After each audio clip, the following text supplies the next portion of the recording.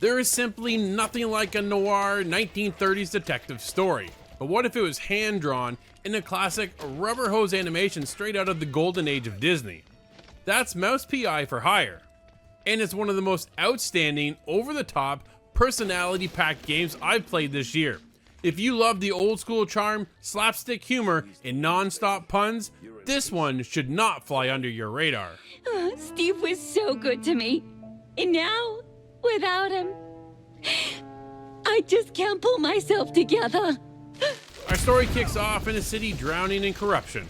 Crooks, cops, and crooked cops everywhere. It's at the heart. It's a tale of mice gone missing.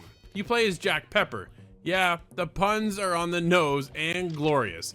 A hard-boiled detective voiced by the legendary Troy Baker. He brings a deeper, raspier performance that fits the style perfectly. Your job?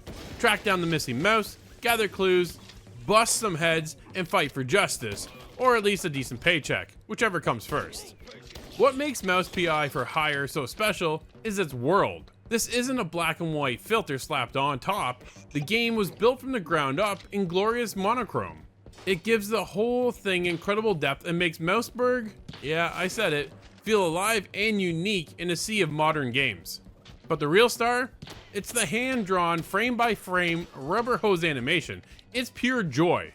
Watch a health pickup, you pop the cork off the bottle, it stretches like taffy, then splash. Jack chugs it down. Every gun sways and flip-flops with cartoon physics, the kill animations, outstanding. They had me laughing out loud at one point. This level of detail and charm is unmatched so far this year.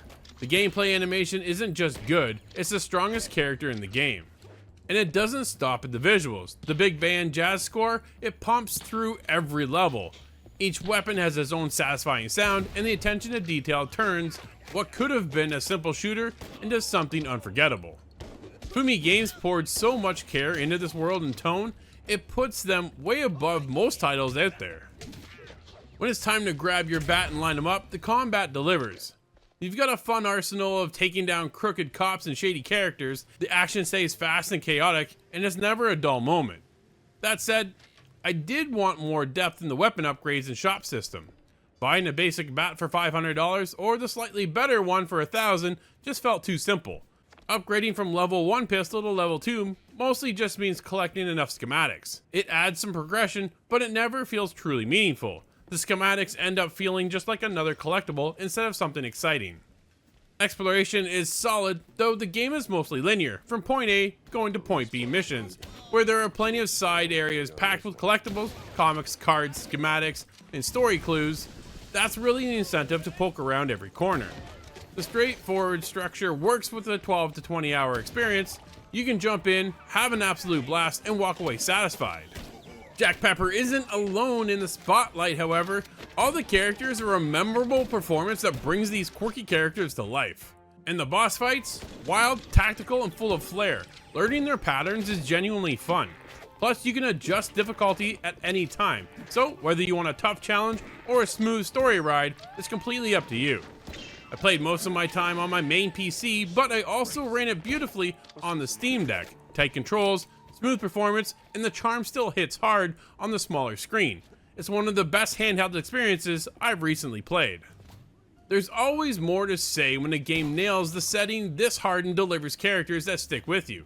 The 1930s slapstick humor, relentless puns, and the hand-drawn perfection follow you long after the controller is down.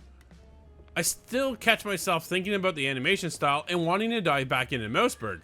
Mouse PI for Hire is a standout must-play for anyone who loves old-school charm mixed with modern shooting action. It's funny, stylish, and packed with personality.